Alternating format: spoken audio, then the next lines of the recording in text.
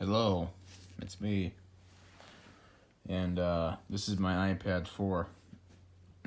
This is a 2012 iPad from 2012, of course, and it's in a case that I can't really get open much.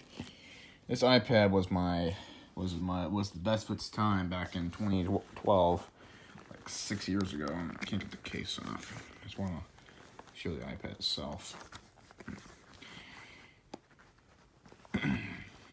There it is. See that circular? Has a round black thing around this Apple logo. Now, the main purpose of this video is the iPad 4 still usable in 2018. Well, I haven't got a new one yet, so this is basically what I got. Now, modern iPads are much bigger than this one. This one's only this one I want to say is a 10-inch by probably 7 or 8. And then it does have Retina display, so that makes it display apps and display everything better than the older iPad, like the iPad 2, which doesn't have Retina display. And this one is so strong. It's running on the old, outdated iOS 10.3, which I cannot update to iOS 11 or even this upcoming iOS 12 because it just simply can't handle it, I guess. This thing has an SSD inside, and it's when it was manufactured, it had a warranty on it, which is no longer a thing because it's over 6 years old at this point. So and the screen's really messy too, as you can probably see on camera. So why do I still have it, you ask? Well, I have it because I can't really. Okay, I can't say I can't afford it, but I don't really get paid with YouTube. Okay, YouTube, I have my YouTube channels are my hobby. Okay, I do a lot more. I work at a conventional job. I'm a bagger, so I get paid by like 11 an hour. So anyway, I'm working on buying myself a MacBook Pro. So and even after that, I'll be getting a new GoPro and maybe even a new iPad.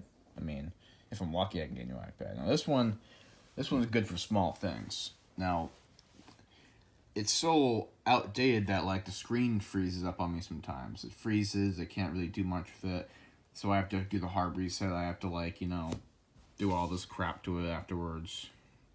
Here, let me open an app, Photoshop Touch. Now, it's gonna open a project.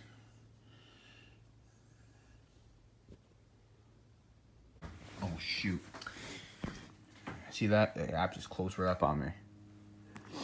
And what it does now, you guys saw that, right? The app just closed up. Now it does that when it's because it's so you got a picture right here. I just wanted to give a little demonstration. Now you can use this on an iPad Pro with this app.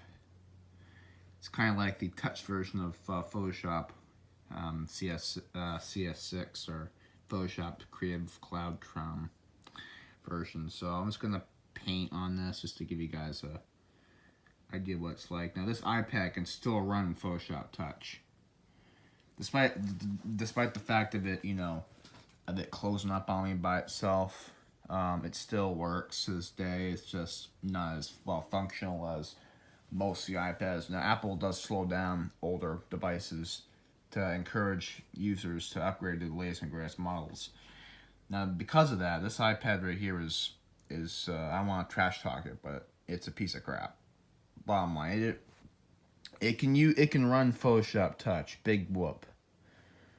And if you don't know how to use Photoshop Touch, I've been using this for 3 or 4 years, so I know how to use it pretty well. But this is how you adjust the brush size, and this is how the opacity can go down.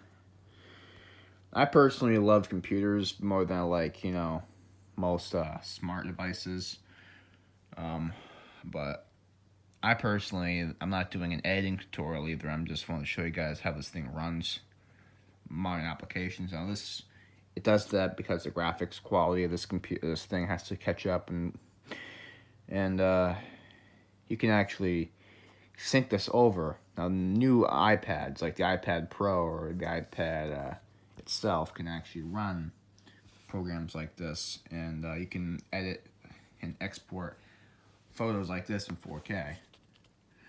Now, personally, I don't really think it matters, but you know, if you have a powerful iPad, this thing can run this pretty well. So that's that. Physical appearance.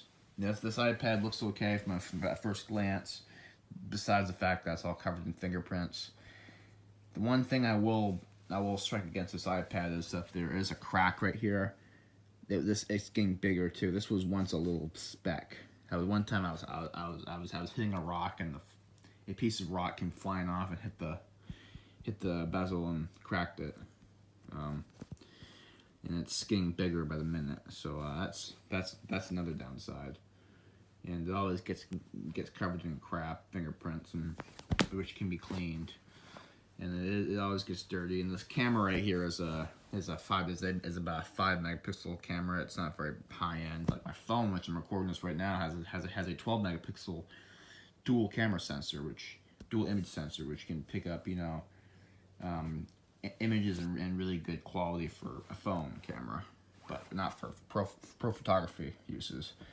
So what am I gonna do about this iPad? I'll keep it. I'll keep this iPad for as long as I can, but if it gets any worse, I'll have to get myself a new one, which won't be soon because I'm trying to buy a MacBook. And as you can see on this right here, it has crap all over the edges. It's always getting messy, and the case itself is dirty. You know, I'm not a very cleanly person when it comes to this kind of stuff. So yeah, that's my iPad 4. So that's all I can really say about it. I showed you guys how it runs Photoshop and how it looks. So I'm going to call it for this video.